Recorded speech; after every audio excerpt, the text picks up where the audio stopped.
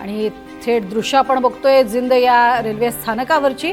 आज खास अशा स्वरूपाचा हा कार्यक्रम या ठिकाणी पार पडतोय। पंतप्रधान नरेंद्र मोदी जिंद रेल्वे स्थानकावरती दाखल झालेले आहेत आणि आज देशातली पहिली हायड्रोजन ट्रेन जी आहे त्याचं उद्घाटन होतंय, तेव्हाची ही दृश्य आपल्याला पाहायला मिळत आहे।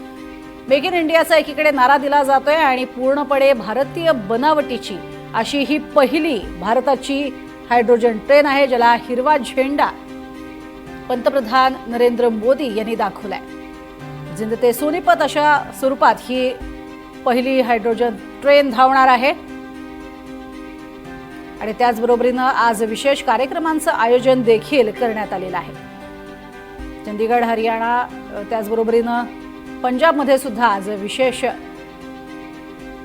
अशा या कार्यक्रमांचं आयोजन करण्यात आलेलं आहे। अनेक लोकार्पणाचे कार्यक्रम होणार आहेत, विकास कामांचं लोकार्पण हे केलं जाणार आहे। हरियाणा, चंदीगड आणि पंजाब असा आजचा हा दौरा आणि त्यातच ही सगळ्यात पहिली भारताची हायड्रोजन ट्रेन आहे, ज्याला पंतप्रधानांनी हिरवा झेंडा दाखवलाय। पूर्णपणे भारतीय बनावटीची ही पहिली ट्रेन आहे भारताची आणि त्यामुळेच एक विशेष महत्त्व हे प्राप्त झालेलं आहे आजच्या या कार्यक्रमाला।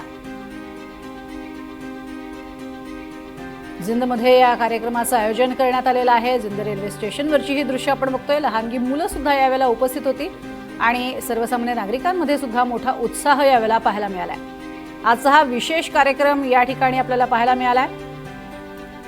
खरं तर यासाठी खास पास सुद्धा ठेवण्यात आलेला आहे। जिंद ते सोनीपत असा हा मार्ग आहे। या ट्रेनमुळे प्रदूषण अजिबात होणार नाही, शून्य प्रदूषण होईल अशा स्वरूपाची माहिती ही देण्यात आलेली आहे। तर आता 26,000 कोटींच्या वेगवेगळ्या विकास कामांचा लोकार्पण कार्यक्रम आणि शुभारंभ कार्यक्रम देखील पंतप्रधानांच्या हस्ते होणार आहे। तर 15,000 कोटींच्या वेगवेगळ्या शिलान्यास तसंच उद्घाटन कार्यक्रम सुद्धा पार पडेल, ज्यामध्ये अंबाला काला अंब राष्ट्रीय राजमार्ग याचा सुद्धा समावेश आहे। हरियाणा आणि हिमाचल प्रदेशमध्ये एक चांगली कनेक्टिव्हिटीसाठी हा राष्ट्रीय महामार्ग महत्त्वाचा ठरणार आहे, ज्यामध्ये 1200 कोटींचा खर्च हा अपेक्षित आहे।